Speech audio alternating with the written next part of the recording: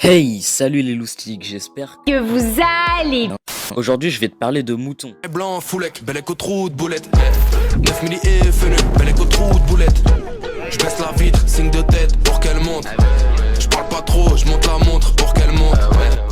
Alors en fait, je fais cette vidéo surtout pour vous aider à vous mettre dans le droit chemin. Bon, c'est vraiment prétentieux dit comme ça, mais il faut savoir que depuis que je me suis lancé sur YouTube, c'est-à-dire il y a 4 mois, eh bien j'ai vu et entendu des choses plutôt cocasses. Il faut savoir que quand je me suis lancé sur YouTube, j'étais littéralement, mentalement, psychologiquement, tout ce que tu veux, j'étais un mouton. J'ai follow que des youtubeurs critiques, j'ai fait des vidéos critiques sur des youtubeurs, etc. Parce que c'est ce que les autres faisaient et finalement je me suis rendu compte que bah c'est nul, j'aime pas faire ce genre de vidéos. J'aime bien critiquer en fait, mais les chaînes que j'aime bien ou qui méritent plus, pas les chaînes que j'aime pas. Si j'aime pas un contenu, je vois pas l'intérêt de le promouvoir en faisant une vidéo dessus. Et puis je faisais ça dans le seul but de créer un drama et de rabaisser la personne. En gros, je critiquais pour critiquer sans aucun objectif par les vues. Bien évidemment, tout ça c'est fini, mais j'ai comme l'impression que pas mal de youtubeurs ont cet état d'esprit encore dans la tête. C'est-à-dire ne pas se démarquer des autres, faire des critiques parce que bah ça booste les vues, faire des vidéos sur le drama de la salle parce que ça marche et franchement je trouve ça vraiment mais vraiment dommage. Ça se rapproche des personnes qui ne font pas du tout les vidéos pour le plaisir. Quand vous cherchez une idée de vidéo et que vous demandez à votre communauté qui je devrais reviewer, qui je pourrais critiquer, proposer en commentaire. Comment ça tu dois, enfin je sais pas, en général les interviews c'est en grosse partie pour toi, tu vas pas interviewer quelqu'un qui t'intéresse pas. Moi par exemple je fais des vidéos pour sensibiliser ou simplement des interviews, ce qui n'a rien à voir mais je m'en fous, j'adore ça, j'adore les montages, j'adore ce que je fais. Les vues ça passe après, c'est sûr que c'est très motivant, sans ça bah ma motivation serait très basse, parce qu'on va pas se cacher que produire pour bider bah c'est pas ouf, mais au moins les personnes qui regardent aiment ce contenu. Mais pour vous dire de base je suis juste un gosse pas très doué qui monte sur le vieil ordinateur familial. L'ordinateur a d'ailleurs presque la moitié de mon âge. Si tu veux faire quelque chose fais-le, ne te demande pas si ça va faire des vues ou pas, juste fais-le, démarque-toi des autres, sois unique, aie ta personnalité. Après moi je dis ça mais c'est pareil, je suis pas très original, si j'ai un conseil à te donner c'est surtout de ne pas t'inspirer de quelqu'un.